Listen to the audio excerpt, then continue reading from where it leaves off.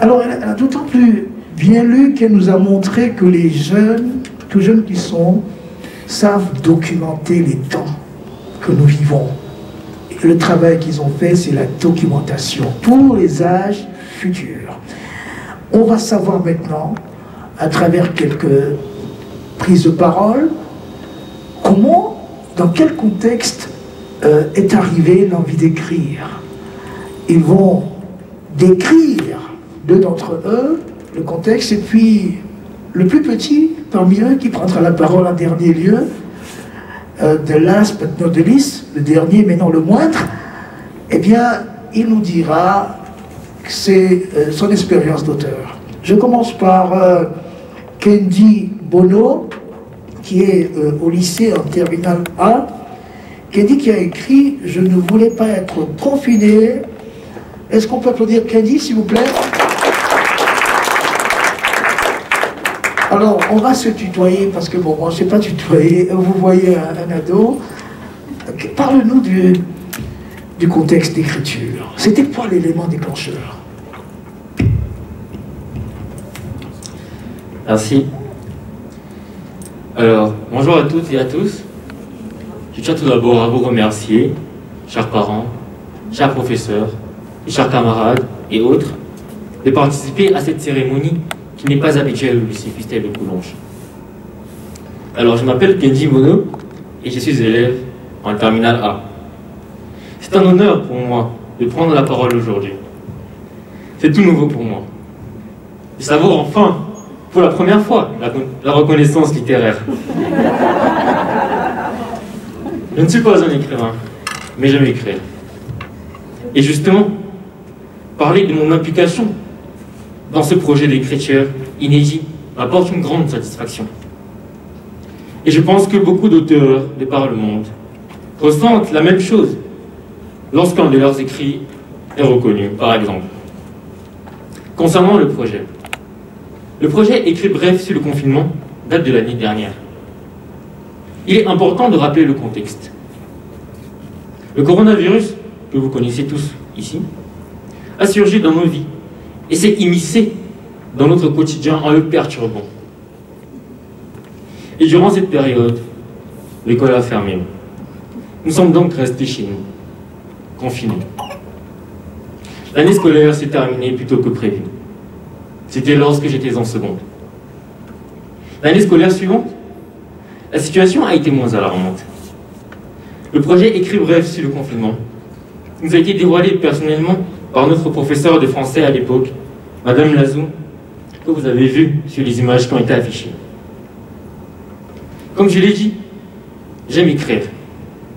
Je suis l'un des premiers à m'être porté volontaire pour prendre part à ce projet. Je n'ai pas hésité, et nous y voilà maintenant.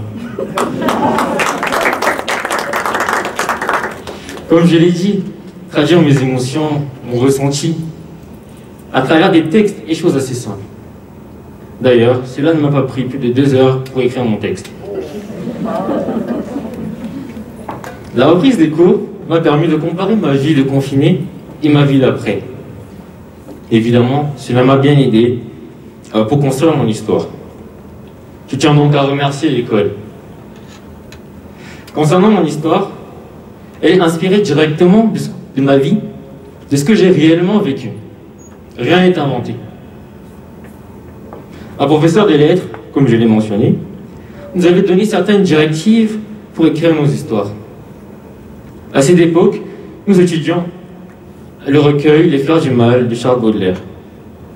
Elle nous a ainsi demandé de faire comme Baudelaire, c'est-à-dire d'exprimer le spleen dans l'histoire et de le contraster avec l'idéal, ou inversement.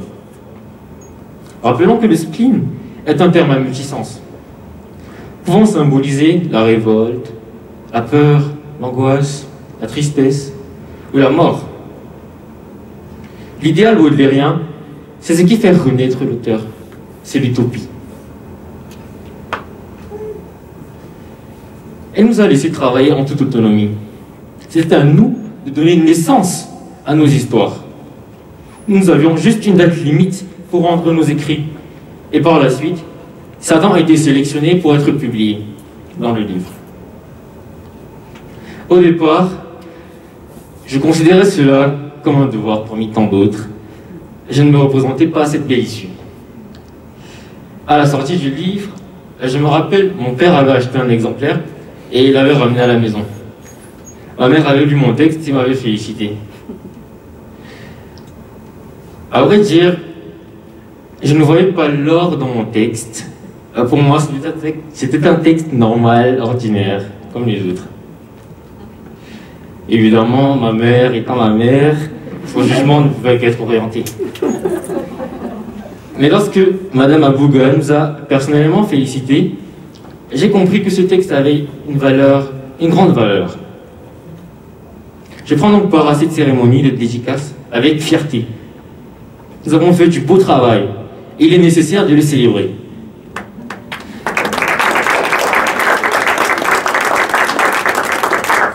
Dernière phrase. Bien évidemment, je pourrais recommencer une telle expérience plusieurs fois. Elle est très valorisante.